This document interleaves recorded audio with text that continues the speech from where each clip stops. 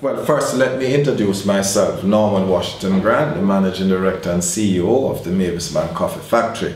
And I'd like to take the opportunity to welcome you once again, not only to the Jamaica, but to this awesome factory. Well, Mavis Bank Coffee Factory dates back to about in the 1920s, when it was established by the Munn family at a district in the Blue Mountain Range called Westphalia. There's a specific location in that district called Strawberry Hill, and the factory was established there.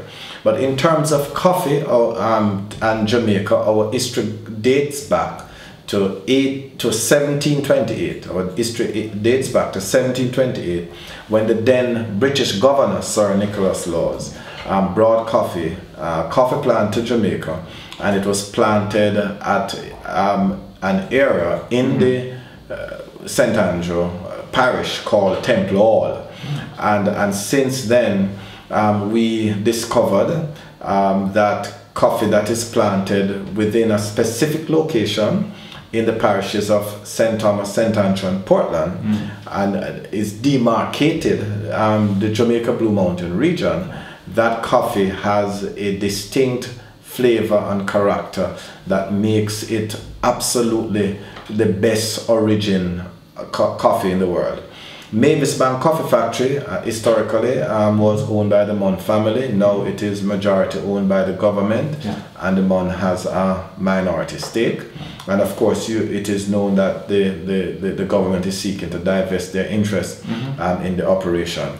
But we buy coffee from 6,000 coffee farmers that grow their coffee in regions specified by law as Blue Mountain regions in the parishes of St. Thomas, Portland and St. Andrew.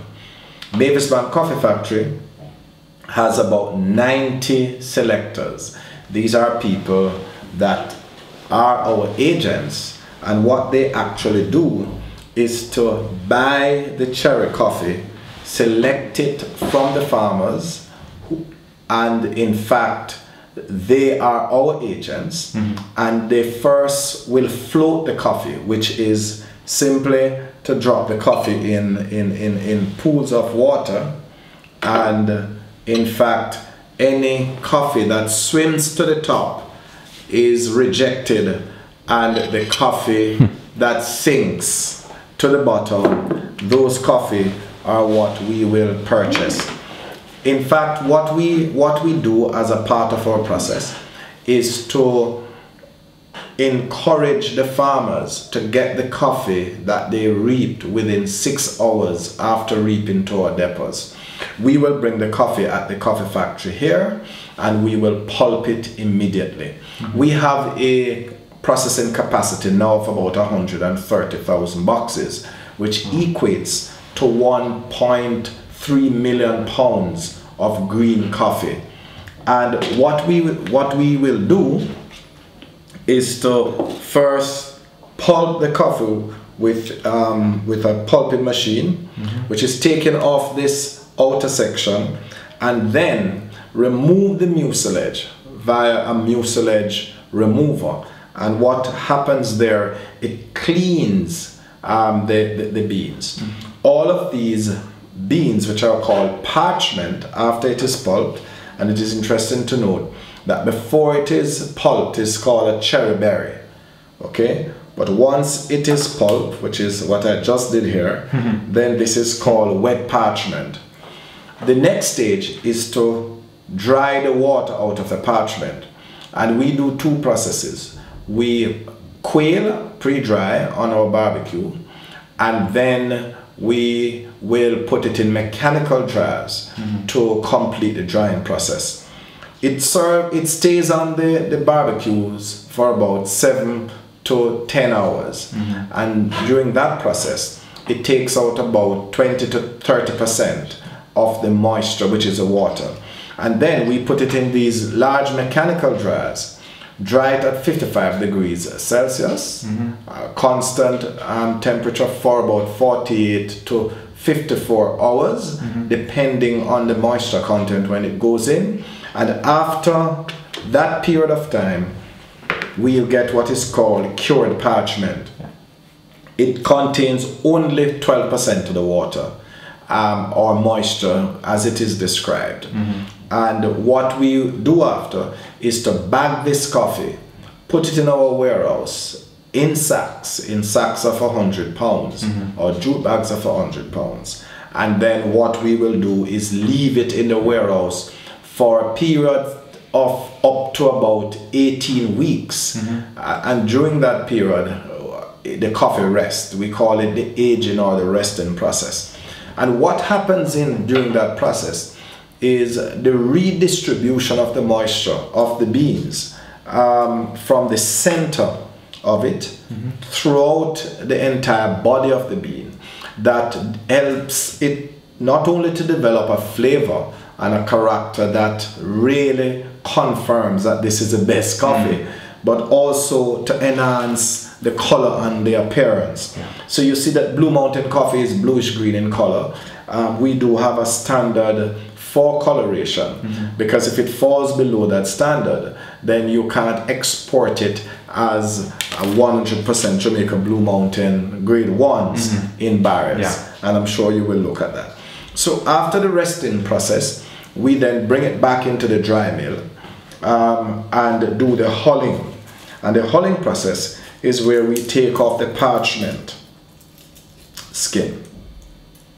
We take off the parchment outer skin here, and it exposes the beans. It hulls and then polishes, exposes the beans, and then we collect all of the beans that are hulled from parchment to beans in a big silo, and then transfer it to a grader, which you will have a look at, and that grader separates it into grades 1, 2, 3 pea berries, which is then ready for sorting. This is a grade 1 beans, which are very bright, uniform, bluish green in color, and certainly helps to confirm that Jamaica Blue Mountain coffee is the best. Once we take out once we do the grading, we then take it through a gravity separation, where we separate the less dense beans from the other beans, and we then ask our ladies to meticulously unsort the product, which you will get an opportunity to see, which basically what they're doing is separating the bad beans from the good beans, or may I say the minor defects from the good beans. And the objective of that is to have at most 3% minor defect, which is almost saying that the coffee is perfect, you know. And so that is what drives the process. What drives the process of Jamaica Blue Mountain is perfection. And we think that if you have an excellent coffee, you know, in terms of its natural characteristic, which I'll describe later on, and you prepare it meticulously, nicely, with great detail, driving with perfection, I don't think you can get anything better than that, you know. So after the selection, we do the quality assessment of the beans, which is to bring it in here, like what I'll demonstrate shortly, ensure that the defects standard is met, which is no more than 3%. The coloration standard is met, and the taste standard is met. And once that, all those quality variables are met, we then barrel it in our 30 kg barrels or 70 kilogram barrels, and then deliver it to the coffee industry board. For us, we at Mavis Bank have achieved tremendous goals over the years. In fact, Jamaica Blue Mountain, the coffee business in Jamaica is worth about $30 million US. This is before the depression in the prices coming out of Japan. Mavis Bank controls now about 40 to 44% of the entire Blue Mountain business, and we are the single largest Blue Mountain operation in Jamaica. we are the most integrated because we start from the field and we go straight through to the value-added product, straight through the cup, from the field to the cup. So we're very, very integrated in terms of our operation, and something that we're very excited about, and something that the 6,000 farmers, and I should indicate that the 400 employees that works with us have a sense of satisfaction. And I'd like to just spend some time there quickly. Because 400 employees, because we have about 250 pickers that sort the coffee meticulously to ensure that the quality is met. So coffee is indeed a labor-intensive operation, and even though we have introduced a lot of mechanized some aspect of the operation, we still note the critical importance of quality in all that we do in the operation.